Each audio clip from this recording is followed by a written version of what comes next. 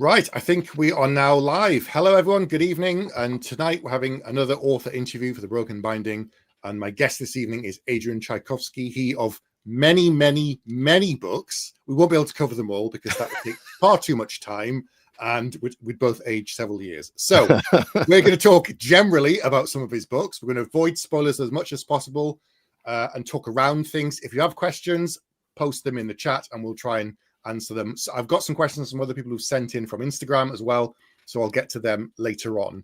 But I want to go back to the beginning. So I've heard this story so many times, I now don't know if it's apocryphal or true. So rather than Wiki, which is notoriously unreliable, I'm going to ask the source. So I know for a number of years you were trying to get published like me before you were eventually successful with Shadows of the Apt. Mm-hmm. Is it true that you had written a number of books when Empire in Black and Gold was picked up? Like you hadn't just written the one book? Yes, the number of books, in fact, was 15, not including Empire in Black and Gold. I had been trying to get published for 15 years, writing about a book a year. So writing, submitting, receiving either nothing at all or form rejection letters, and then writing another book. I mean, there seems to be a split. Some writers do that. Some writers just continue to hone a single book until they get it to the point. Yes. With me, I think I didn't have the focus in that. I wanted to tell a new story all the time, which is honestly part of me that hasn't really changed. And so, 15 books, 13 of which will never see the light of day because they're terrible. And two of which have seen the light of day because I was able to. They were good enough that I could go through them and write them up, and then resubmit them. But yeah, I assumed when Empire in Black and Gold came out, I thought, I've got like 15 books. I'll be great. They're all amazing. They're all just made of gold. And then I went back and read through them. Oh no, these are really bad. And it was just like, each one was incrementally better than the previous one. But sometimes you have to write 15 books. But you hadn't written any more of that series at that point, had you, of Shadows of the Apt? I had. I mean, at that point. So here's the thing. At that point, I had zero success for 15 years. Yeah. In the one thing in my life I wanted to do. It was having a fairly serious impact on my mental health.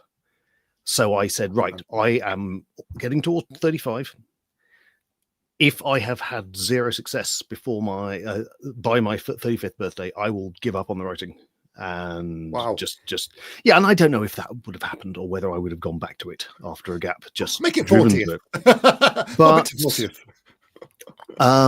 I did want to make essentially my final submission something special. So first of all, I found a world that I knew extremely well because I'd basically run quite a long role-playing game campaign in it a decade and change ago previously at university.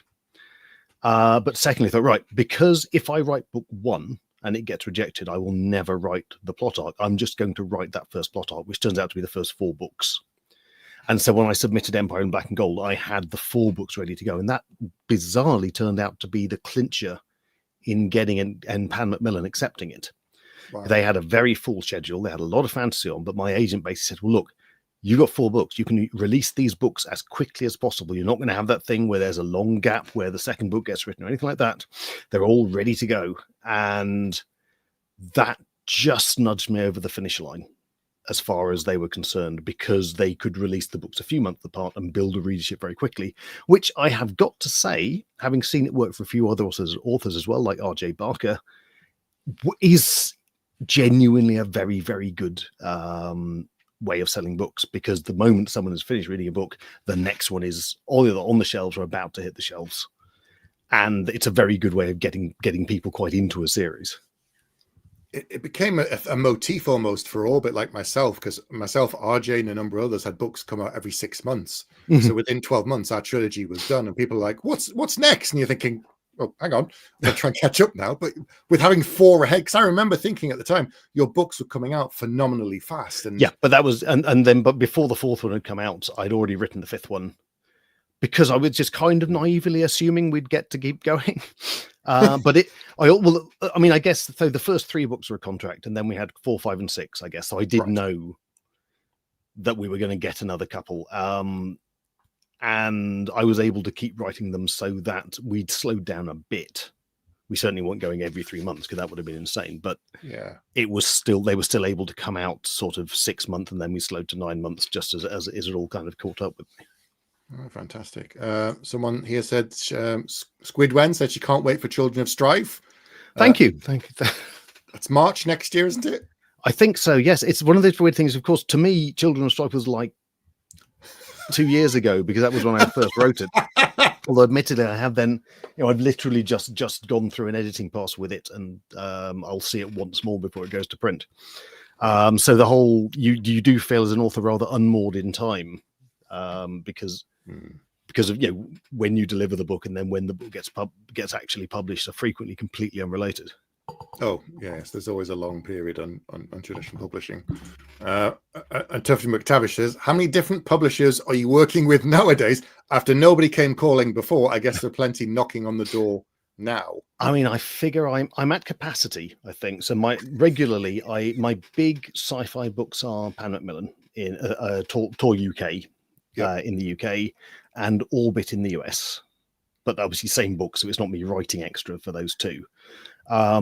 I do my big fantasy stuff through Head of Zeus, who are part of the Bloomsbury group. Tor.com are doing novels and novellas sporadically. I've got a novella a year with Solaris in the Terrible World series. And then I'm writing for Black Library on and off in the Warhammer stuff. And then just kind of individual bits as kind of like special projects, most of which I can't talk about because that's something that's kind of hit my schedule quite recently, and it's all for things where there's NDAs and stuff like that. That's understandable. It's understandable. So what's interesting to me is, I know you from Shadows of the Apt, but a lot of readers, I suspect nowadays, will predominantly know you for your science fiction. Yeah, I mean, I think I would imagine that the people who have read that Children of Time has, by some considerable leads, sold more copies than all of my other books put together. And that, if people know me for anything, it's generally that. Because it won the Clark Award in 2016. Yes. So did that book basically just change your writing career after it had come out then? Yes, genuinely, yes, which apparently isn't always the case with the Clarks. But even from hitting the shortlist, we started to see a very, very rapid uptick. And I think it was just like, so Children of Time was pitched when I had only written epic fantasy. Only there was Shadows of the Apt. Guns of the Dawn was probably out at that point. I was running up to the Echoes of the Fall series. All of that's fantasy. And I turned up with Tor UK and said, I've got this book about giant spiders from outer space that I would like to do. And they weren't keen. Not remotely keen, because it's a really weird pitch for a book. I can absolutely understand why you might not be keen. And so it had its own little contract for basically very little money. And it came out to zero fanfare. It got some extremely lukewarm reviews in places like SFX and was sort of set to vanish away. Yeah. But if it hadn't been the Clarks, if it had been, let's say, the BSFA Awards or any of the big American awards or anything like that, it wouldn't have ever got on the shortlist, because it just wasn't known enough, and you need a certain actual brute popularity to get on the list for those awards, because they are essentially a popular vote within a particular group of people. Yep. But the Clark Awards are juried. So a group of 6 people over the course of about 6 months read about 100 books, or as much of each book as they need to know. There's a lot of stuff that gets submitted to the Clark that is not particularly appropriate, like book 3 of a sword and sorcery series or something like that. That's never going to be on the Clark list. It's not the sort of book that award does.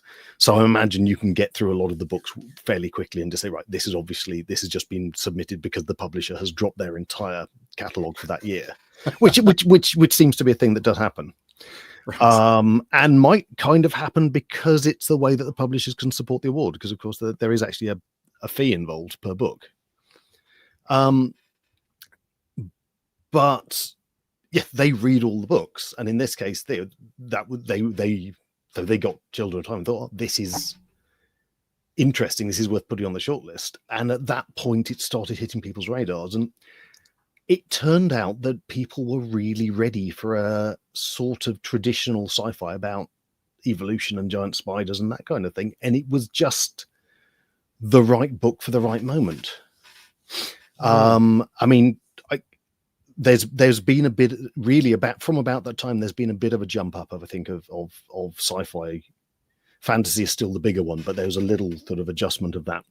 And the year before, in fact, I think Chris Beckett with Dark Eden had won the Clarks, and that I found a phenomenally good book. And I suspect that having that book existing spurred me on to push Children of Time. And had you always wanted to write science fiction as well as fantasy? Because you've done 10, 11 books in the sort of fantasy space of that. Yeah, I think so. I mean, certainly at that time I was reading far more fantasy, but absolutely when I was growing up, it was far more science fiction. Right. And obviously you grew up in Doctor Who and Star Wars, and then the library shelves were certainly once you got out of the kids section, the library shelves were far better supplied with science fiction, because you had all those yellow covers of whatever series that was, where all the covers look identical. And so I think there was a huge amount of my imaginative DNA. And even when I'm writing fantasy, I tend to write fantasy with certain sort of science fictional sensibilities. So what I always used to say is that the traditional structure of a fantasy series is circular. So it is literally the return of the king. It is the idea that everything's fine, Dark Lord or whatever arises, knocks all the stuff off the shelves. And the job of the heroes is a restitution of a pre-existing order that the Dark Lord has kind of usurped. Mm-hmm. Which is what, a lot of fantasy is very pro-monarchy, which I find a bit frustrating. And it's the idea, well, obviously you just need the right king. So it's the idea that, the reason things are wrong is that the wrong person is on the throne, / in control of the kingdom, running around with an army of zombies, whatever's going on in the book. Whereas science fiction novels frequently have a more linear arrow style structure where you've got a thing and then something happens, and after that thing happens, everything has changed. Mm-hmm. And one of the things I was trying to do with Shadows of the Apt is politically and technologically, the world changes quite a bit throughout the series. So I was applying that sort of sci-fi model. And, I don't think I am not in any way saying I'm the first or only person to do this. But it's less common in fantasy. And I was, there's also, in a very sort of vaguely Sandersonian way, I'm very concerned about like world logic. Yeah. So that generally, hopefully it doesn't make it to the page in that kind of, roll these dice and this is what will happen sort of structure. But I always know under the surface how the mechanics of things are working. Yeah, yeah. Narrator on Tap said she just finished Dragonfly Falling and instantly become their favorite Tchaikovsky book. So that's fantastic. Thank you. Oh, that's really good. Because an interesting thing about that, as you're saying about the evolution in the series, is typically something changes. There's magic and technology in Shadows of that, but they're not necessarily this one's better than the other and it's going to wipe out that one and vice versa. They're in parallel in a way which you don't see very often in fantasy. Well, that was actually a big thing I wanted to do, because you get the technology and magic divide in fantasy a lot. Yeah. But it is usually a moral divide as well. So either, more rarely, the magic is evil and reason and sort of scientific thinking will save the world, which is bizarrely what you get in that very odd cartoon Flight of Dragons, where he basically defeats the big bad by shouting mathematical terms at it, which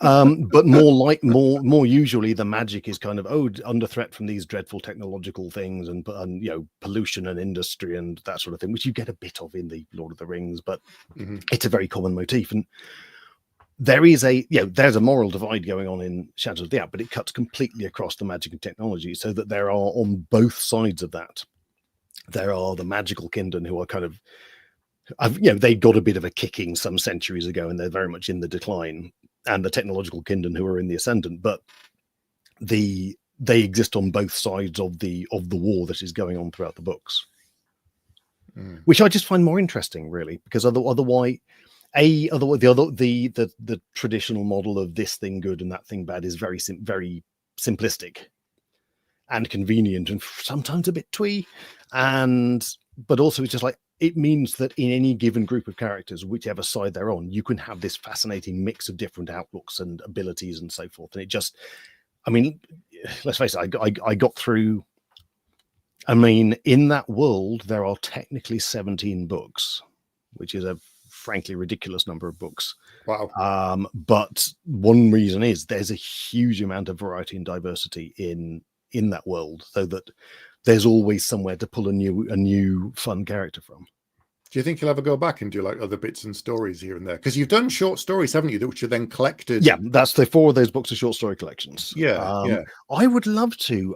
It's a matter of finding the time and working out what to do with them, because I don't, for example, think that anyone would want to just publish book 11 of Shadows of the Apt, because all right, they did get a reissue and an audiobook and so forth, not some years ago, but even so, I'd have to find some way of giving a completely clean start so you could jump on with that book. What I've been trying for years to get a role-playing game of that setting done, and it's kind of, the project has crashed and burned for various reasons at various points in time. I would probably write more of it as a kind of a sort of crowdfunding bonus or something like that. Right. Quite happily, because at that point you've kind of got an audience again. Yeah. Add to the world Bible for the role-playing world book. Well, the thing is, the world is, even through 17 books, there is so much world that hasn't been touched. I would not lack for, there are kind of like existing, like real world historical stories I want to retell through the lens of that world. There are just places I want to go, all of this stuff. I wouldn't be scratching my head thinking, well, what can I do? Yeah. Someone said the steampunk industrialization and war elements in Shadows of the Apt is one of the most fascinating parts of the narrative, which is very nice. Thank you. I mean, it's one of those odd things. I'm sure I wasn't the only person doing it. I don't think many people were doing it in novels at the time. So when one of my very, very, very, I mean, talking about, I wanted this to be my big pitch to get into print. One of my explicit intentions was, I want to write something that ticks all the epic fantasy boxes and yet is doing a lot of different stuff. Right. So you've got the technology and you've got the insects things, and between that, I think hopefully you get a world which is very different from your sort of traditional elves and dwarves sort of Tolkieniana. But at the same time, you've got the politics, you've got the wars, you've got a bit of espionage, you've got some fun characters, you've got some duels, you've got all of those things that people go to epic fantasy for, through the lens of that sort of slightly different world. Yeah, I mean, and weirdly, puts at the one that steampunk fantasy thing was actually very prevalent in games, both computer games and role-playing games. So I was probably drawing on that quite a lot, but it hadn't really seeped into the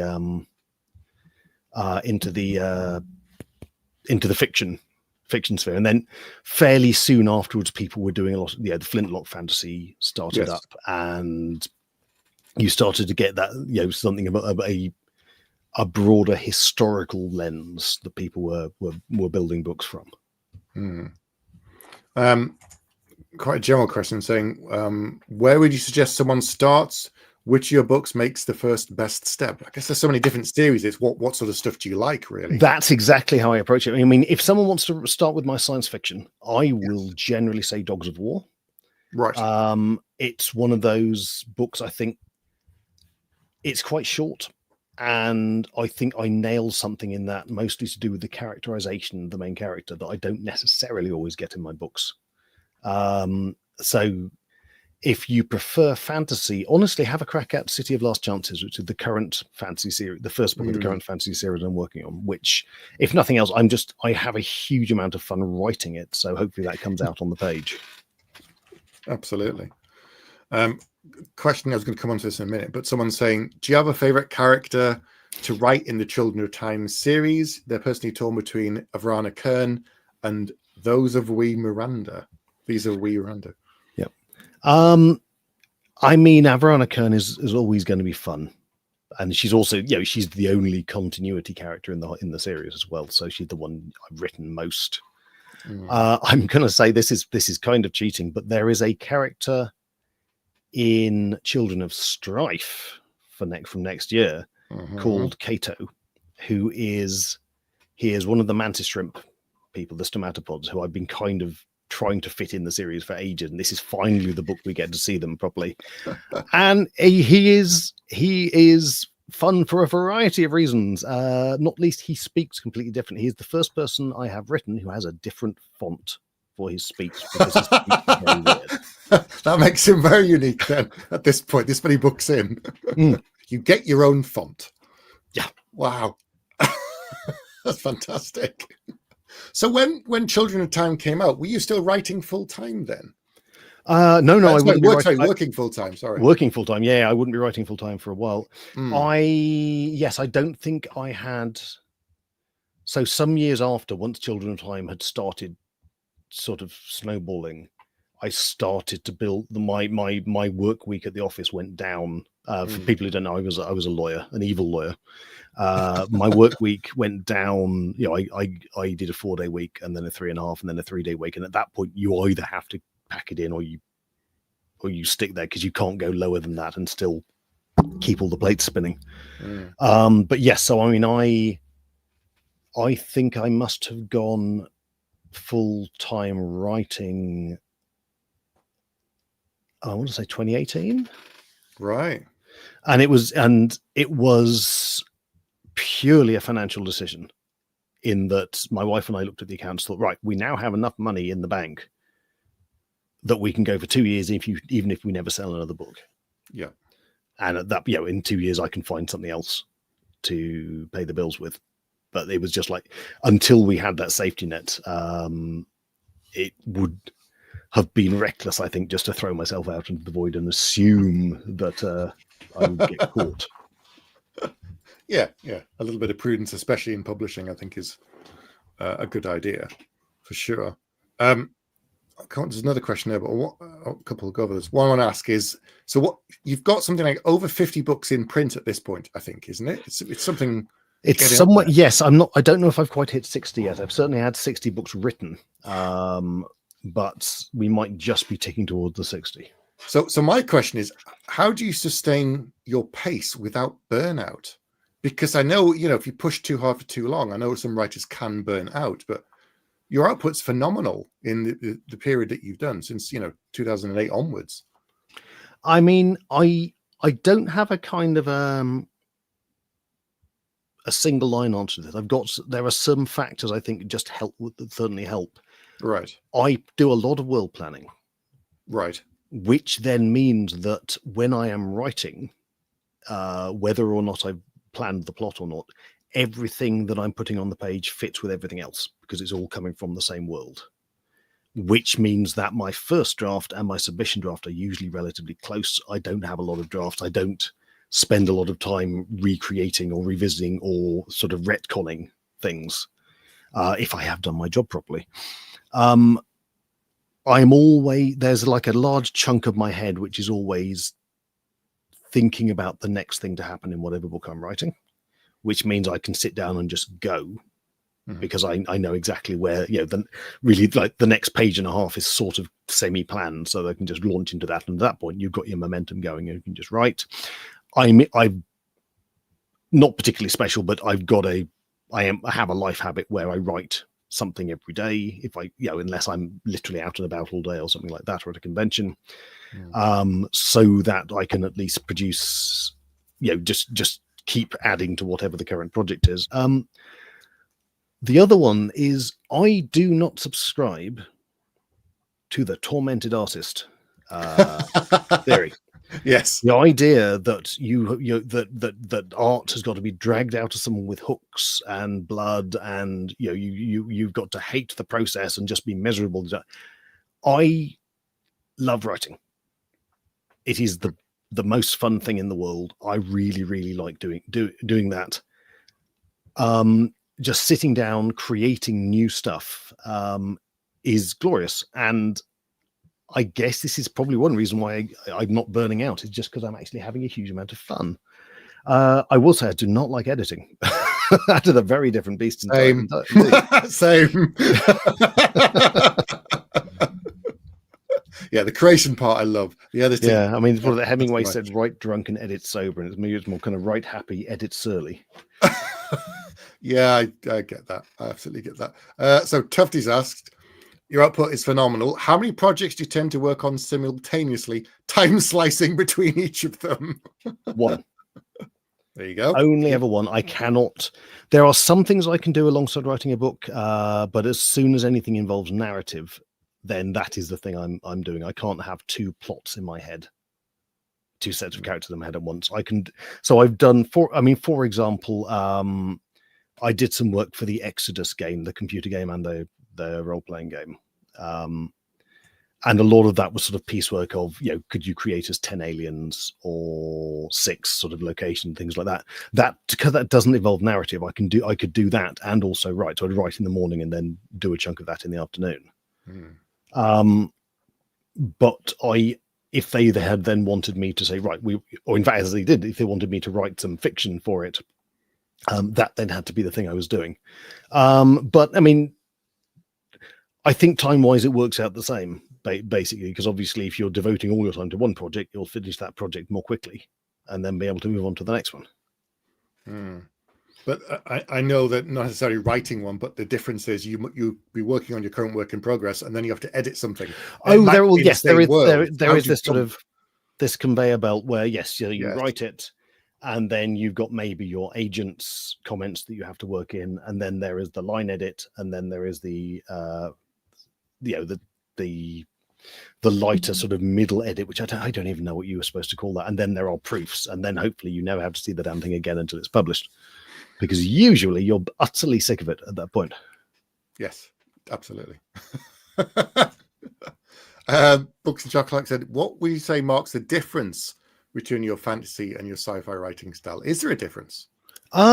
There's certainly a difference with the process, mostly because science fiction generally needs research that fantasy doesn't.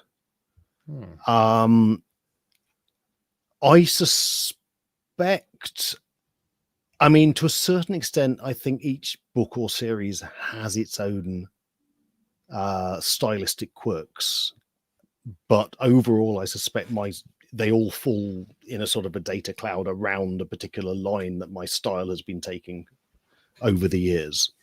So hopefully, over time, as I've grown more confident as the writer, I'm able to do more experimental things, and it's really just what a particular book requires. I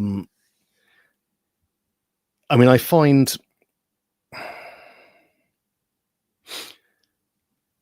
the science fiction stuff, especially if it's harder science fiction, is probably just a little more constrained at all times because I am trying to fit within the bounds of science.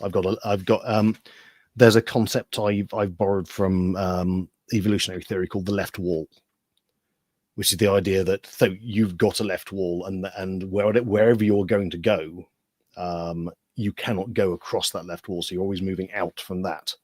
Right. So it might, the left wall could be the historical period you're writing in, if you're writing a historical, or it could be, this is what the science says.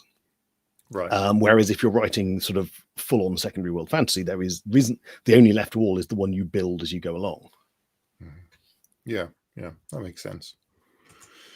So with so many different projects, clouding your head, things to come up, how do you decide what project to work on next?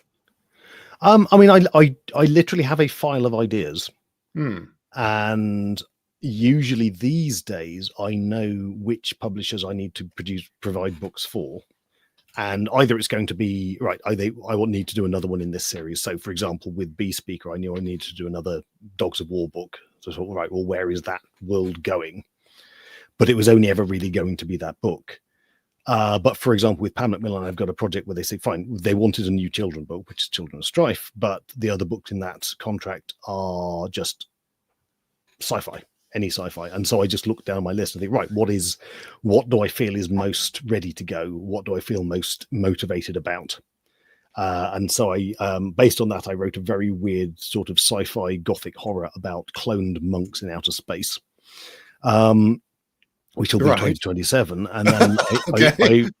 I know which of the ideas I'll be going for 2028, and then the last one is still, I'm not quite sure, but hopefully by the time we get there, something will have sort of firmed up and become a sort of a solid idea that's ready to go. So are you constantly adding bits and pieces to the ideas in your sort of yeah? I mean, I've got a file on my phone. Basically, and an idea will occur to me, and I will immediately go to there and just add it into the relevant paragraph, saying, "Oh, and this is also going on." Yeah. And sometimes you'll find, right, I've got these two ideas, and these two ideas together make a book, which has happened a surprising number of times. That two completely separate ideas I'll just realize, oh, it's a bit like the coasts of South America and Africa. You realize, oh, they lock together really nicely, and then that makes one single idea between them. I had an idea like that. It took me 4 years to find the other half. And I went, ooh, and I wrote it down and suddenly it all came together. But it took me 4 years for the other half of that idea to come. Someone said, which of your books do you think readers overlook but deserves more attention? That's interesting. Well, it's a good question, because I suspect every author has these. I would normally say Spiderlight, but Spiderlight, which was published to zero acclaim by Tor.com years ago, has now been re-released in the UK, or is about to be re-released in the UK. It's got an audiobook, it's got a new sort of hardback edition. So that is actually kind of getting a second go at things. Guns of the Dawn, which is the fantasy I wrote after Shadows of the Apt, is still one of my favorite of my books. It has a small but quite vocal following, but has never been terribly commercially successful, which is a shame, because it's also the book I would really quite like to write a sequel to. Ah, interesting. Well, the Broken Binding version of Spiderlight sold, and it went so quickly, and now people are saying, "Can we have another one?" And we're like, well, they're gone. That's it. So the answer is not yet, because we don't know if they're going to be any more. But I'm glad it's getting more attention now. That's I mean, weirdly, for people who don't know it, Spider. Oh, thank you. And thank you for supporting the podcast, because I recognise that name. For people who don't know, Spiderlight is basically a sort of a traditional fantasy pastiche with a quest and a Dark Lord and so forth, except that in order to defeat the Dark Lord and fulfill the quest, the party of heroes need to take a giant spider, full-on Mirkwood style horrible giant spider, through all the lands of the light, all the way to the Dark Lord's tower, where it's for reasons that they are not actually 100% on. And it's it was mostly inspired by like the D&D alignment system and things like that, because it's a world where, right, these things are good and these things are bad, and we know that because if you use good magic against bad things, they explode, and that sort of logic, which basically then leads to the traditional, that means we can just kill bad things without conscience or remorse because they are bad and we are good, and the book, it's a sort of a deconstruction of that type of fantasy. And when it came out in 2011, 12, something like that, I cannot remember for the life of me now, but it was very early on, and like I say, it just completely died on its ass. Since then, of course, we have had the advent of Lit RPG and live play, and people there are the vast audience of people who are much more conversant with D&D tropes. And it kind of does feel that actually that book just came out too soon, right? Which is something you see. There are genuine stone cold classics that came and went. I mean, do you know there's an author called Hugh Cook who was writing in, I think, the 80s? I don't think so. The name. He wrote 10 books, starting with The Wizards and the Warriors. Right. They at a time when you had like Eddings and Brooks and that very kind of straight-laced, fairly po-faced traditional post-Tolkien fantasy. Yeah. And Hugh Cook is writing in this very wry, sardonic meter that one absolutely recognizes from like KJ Parker or Joe Abercrombie or that kind of writer. And if he had been putting those books out in 10 years later, I suspect he would have done colossally well. And as it is, he got as far as 10 books, but I imagine the sales curve looked like a ski slope. Yeah. But he was an amazing writer who the readership just wasn't really ready for at the time. Yeah. Interesting. Well, maybe it'll come around again, as you say. People are suddenly into something a bit more darker. I want to come on to another series because you returned to fantasy with the current Tyrant Philosophers series, starting with the City of Last Chances. Can you talk about some of the world building for that? Because it's quite a complex. Well, there's lots of stuff going on in the world building. So, what was the starting point for this series or this book? The starting point is actually a piece of real history. 1848, Europe. Europe is basically controlled by a small number of very large imperial powers. France, Austro-Hungarian Empire, that sort of thing. And all of these European empires are made up of, especially the Austro-Hungarian Empire, made up of lots of individual nations who obviously don't particularly want to be part of the Austro-Hungarian Empire. And you get this wave of national identity, much of which is expressed in art and music and things like that. This is where we get like Finlandia from. This is where we get I can't remember the life of me. There's definitely a sort of a Czechoslovakian, Bohemian sort of equivalent. People are also, there are folk tales. People collect the traditional folk tales. But what happens is 1848, there is a wave of popular revolution that affects almost every almost every country in Europe. The only ones that it doesn't affect are Russia, who gets it like 100 years later, and Britain, who had it 100 years before with the War of the Three Kingdoms.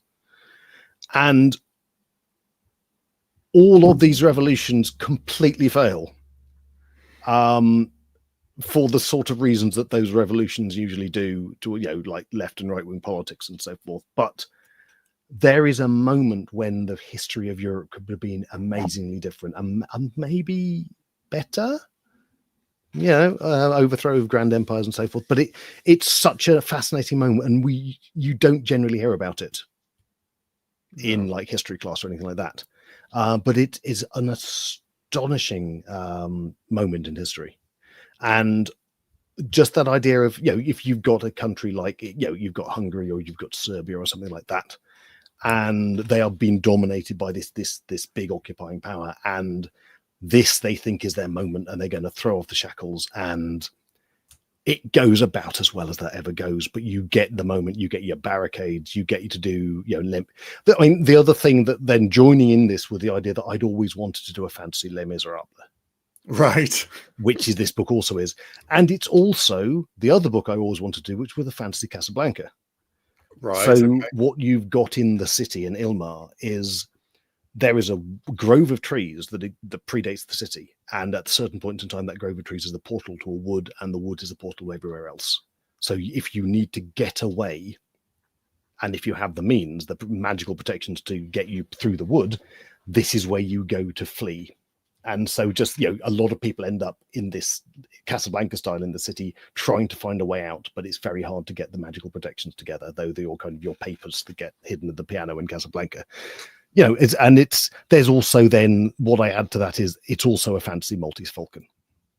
Right. Because there is the MacGuffin that, I mean, the other thing I should say about this series is this is the series I didn't plan the plot of.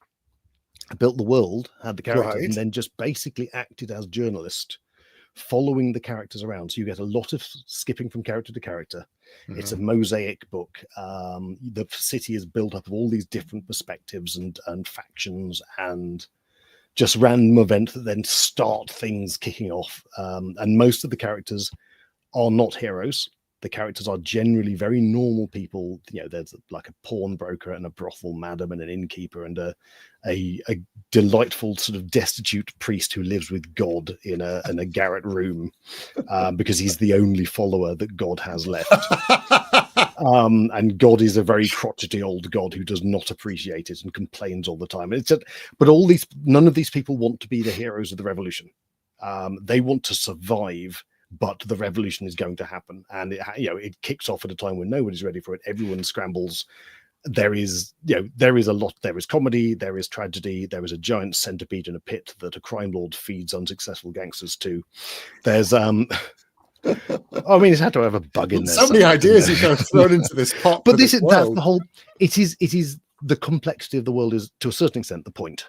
Right. It's meant to feel like a real living world, and probably there is the big heroic plot going on somewhere, but you are not seeing that. That is happening in the background, sort of in the back layer, out of focus. And what you are seeing is all the small things happening in the foreground as people just duck and cover. And then the series goes on. So we've now got 3 full novels, novella out this year, 4th novel out next year, at least 1 more novel, and maybe another novella length sort of collection of fiction. And then honestly, I've had so much fun with it, I'll probably find some excuse to keep doing it. But in the second book, we say, right now we're 3 years on, or for a couple of years on, the big occupying oppressive nation, the Palatine, who are their shtick is they are philosophers. They are the tyrant philosophers of the title. They want to perfect the world by making everyone like them, which means that they move in and then you have to use their language and their weights and measures and their currency, and you are not allowed to sing your songs or talk about your folklore or all of this sort of thing. So it's this cultural imperialism that they impose. But then they're in a big war with another global imperial power, and the book takes place within a medical tent, just behind the front lines of the war. Oh, wow. Because they're very down on gods and any kind of non-perfect magic or anything like that, except they're in a war and they're not actually doing terribly well. And so anyone who can heal gets drafted rather than executed. So you get a bunch of extremely reluctant medicos in this tent fixing up soldiers basically let's not forget the bad guys from the previous book, and waiting for the point where the Palatine decide that actually, no, these guys are so imperfect, we better just execute them.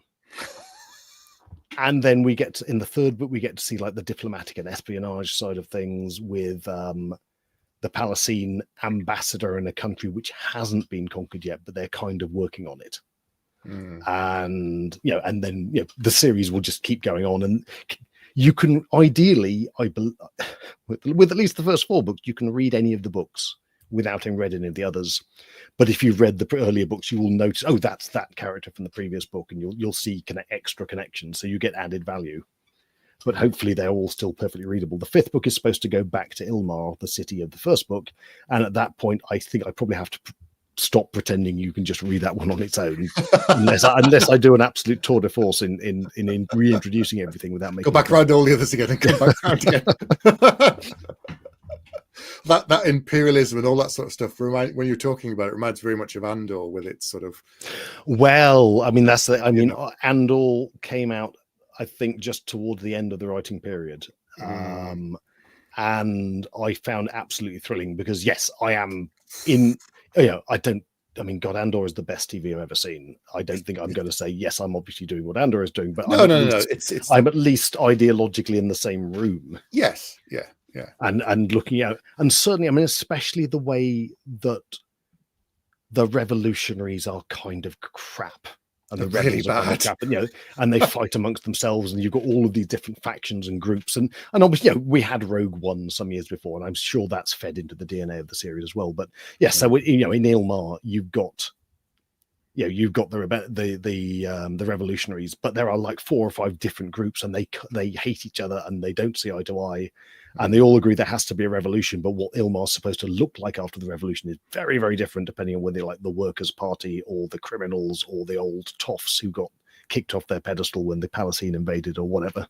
Yeah, like if we win, what happens then? No one seems to think that far of. And you've got this whole thing. Well, obviously, we want a revolution, but we want our revolution, which means we can't have it now. We need to wait until a better time when we know we're going to come out on top. And it just, and then of course, eventually, someone just this big thing has happened. I guess we're doing it now, despite the fact that nobody is remotely ready for it.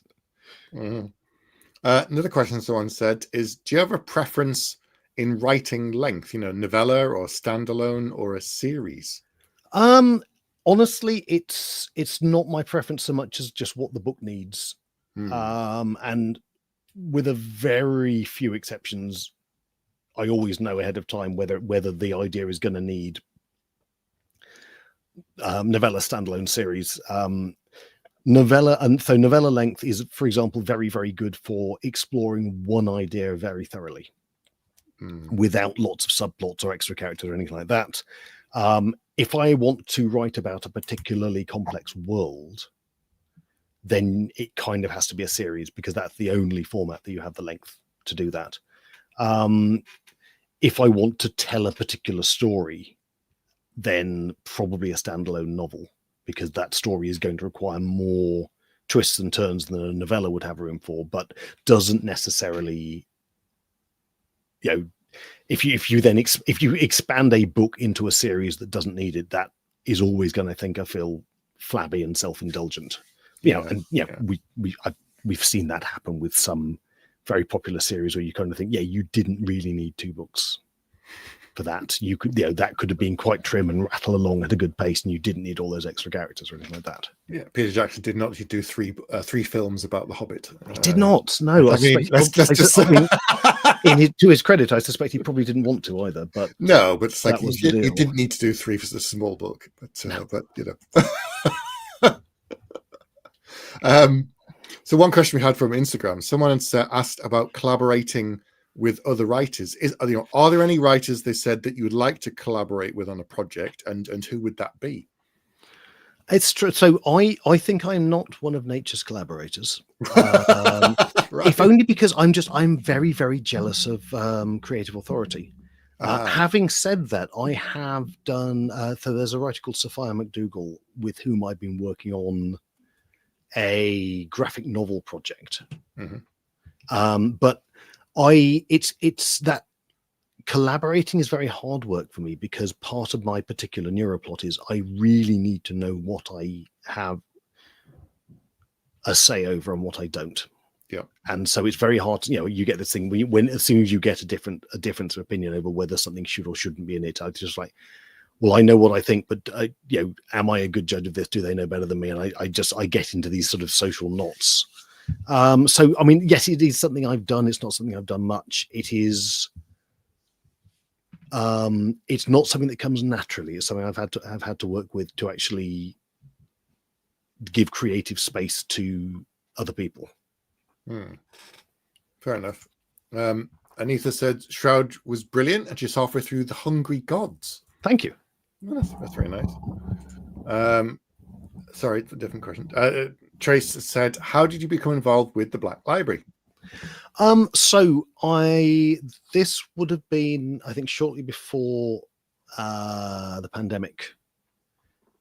I was at the Birmingham Games Expo, and obviously, Games Workshop Warhammer had a booth there, and they had just released the book for the Gene Stealer cults, which means that all of the art around their booth was that. I mean, and I was vaguely aware, reasonably aware of Games Workshop lore. I used to play back in the day, but there's a way that Warhammer art tends to be, and it's just like, these are the Space Marines, or nearest equivalent. They are very obviously the heroes, and they are fighting the hordes of Gribblies, or tyrannies, orcs, whatever you have. For the Gene Stealer books, and this is not something they haven't, for later editions of this book, they haven't quite repeated this sort of thing, but you had these beleaguered, and I should say, the Gene Stealer cults, they are bad guys. They are basically a bunch of people who have been infected with alien DNA, who are a member of a cult, who are sort of brainwashed to believe that they are going to bring some sort of nirvana, and are in fact signaling to world-devouring monsters to come and eat them.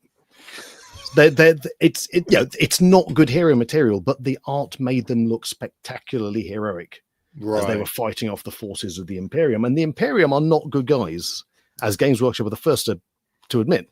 They're also horrible. Everyone and everything in their universe is horrible. It's basically the rule one of Warhammer 40k. But I loved the sight of these guys who are really, really should be the bad guys being drawn in such a hero coded way. I thought, I want to write that book. And so I got hold of, I knew some people who had written for them before, so I was able to get hold of a contact. And I said, well, look, I would like to write about the Gene Stealer cults. And they said, well, fine, do us a short story. And I did them a short story, and that, we went through a remarkably stringent editing process because they are very, very careful with their lore. But I kind of passed that audition. That story came out. And so they let me do a Day of Ascension, which was my Gene Stealer cults novella. And yes, I was able to show, well, here are the Gene Stealer cults and here are the forces of the Imperium. And it is not remotely clear who is the worst or who are the good guys. And the Gene Stealer cults genuinely get a bit of a hero narrative against a horribly oppressive system. So yes, and that was a lot of fun. And then since then I've done other short fiction for them, and now I've kind of moved on to their fantasy line because they were quite keen to get some more sort of varied stuff in there in that. So there's a lot of weird, their fantasy world, the Age of Sigmar world is very weird. It is not the old style Warhammer sort of COD 16th century with orcs. It's got a lot of high magic stuff in it. So I really quite like working with that weirdness and working with the non-human factions. Was it nice to essentially sort of work within a certain sandpit? You can't go outside this area and create something within it, but you've got like the things down the edge. It's not, that doesn't come naturally to me. I think the benefit with, unlike a lot of existing sort of universes you might write in, like the Star Wars one or something for Marvel Comics or something, there are very large swathes that haven't been particularly explored at the level of detail you do in a book. Yeah. And so you can still invent a lot of stuff as long as you have a good sense of the flavor that things need to be. But yeah, the editing is still really quite sort of, fine-tooth comb and magnifying glass. Yes, I suppose, as you said, they've got to protect the lore, and it becomes canon. Well, my favorite ever edit, which was actually for that original short story, was I'd written about the short story was set on an agricultural world which was kind of raining all the time, and it was mushroomed and it was horrible. And the main character would come to this world saying, yes, he was used to these agricultural worlds, which are fields of rolling corn and all of that sort of thing. And the note was, no, all of the planets in this universe are horrible. There are no nice planets. Squidman's asked, how many complete series do you have? They're delighted to return to Children of Time, but will the final architecture have another installment? So this is an interesting. I've only been 3 times I've ever set out with the intention of writing a series. Shadows of the Apt, Echoes of the Fall, Final Architecture. All of those are complete. I mean, technically, the Final Architecture is getting another installment because I am doing a graphic novel for Cosmic Lighthouse, which will be out, I think, either next year or early the year after, which is set in that universe. So it's not a graphic novel of Shards of Earth or anything like that. It's set in that universe. It's actually set during the initial sort of Architects' War. So you get to see a lot of things that get hinted at and mentioned, but were never quite on the page. So arguably, yes, that's having another installment, but it's not a traditional novel. With books like Dogs of War and Children of Time, they are standalone books that I've just kept writing books in that setting.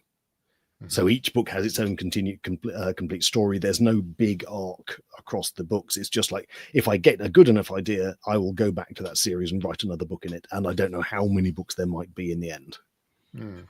That's fair enough. Yeah. So we're just saying you just come back from one overseas writing conference and seeing readers there. Where can people see you in the future? Where are you going to be in the next coming months?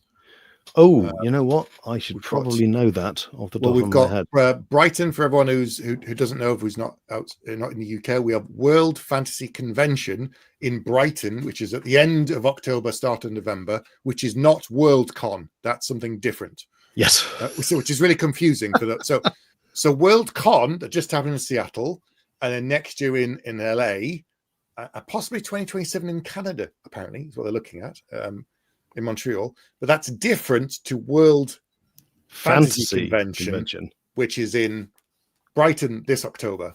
Yes, and it's quite a rare event that it comes around to this neck of the woods. So if you can go, it should be a good one. It's one of those you'll get an enormous concentration of authors from around the world. I am at Sheffield Fantasy and Science Fiction Club, 27th of this month. Okay, Saturday evening. I am at Leeds Waterstones along with David Ragg and RJ Barker on the 9th of October. Yep. And then if I can find the date. On the 27th of November. So after, I'm also at the weekend before World Fantasy. I'm probably going to be at BristolCon in naturally Bristol. Okay. Then World Fantasy Convention, but also then we are doing a Children of Time 10th anniversary event in Waterstones, Gower Street in London on the 27th of November. Oh, fantastic. Okay, and these are saying, please come to WorldCon in 2027. Honestly, invite him. Yes, I would quite like to. It's on my radar. I feel I could probably do. Canada feels doable. So yeah, that's a very strong possibility. It's certainly I like WorldCons. I like going to them. Previously, I've only really gone to them when they've been sort of this side of the world. But I think maybe Montreal. Yeah, campaign for Adrian to be a guest of honor at that one, and then I mean, in that case, definitely. But it's yeah. I mean, I am not. I do not in any way feel I'm entitled to be WorldCon guest of honor or anything like that. Start the campaign now. It's fine. He's got plenty of books now. He's worthy of doing it. Well, so just going to say thank you for joining us, and thanks for everyone for asking your questions this evening. Adrian, you can find all of his books online. Check out the Broken Binding website. They've got lots of his specials, and I'm sure one or two more specials will be coming up very soon, but a number of events he'll be appearing obviously in the UK and perhaps abroad as well. And we'll be back soon with more interviews. So good night, everyone, and we'll speak to you soon. Night. Good night.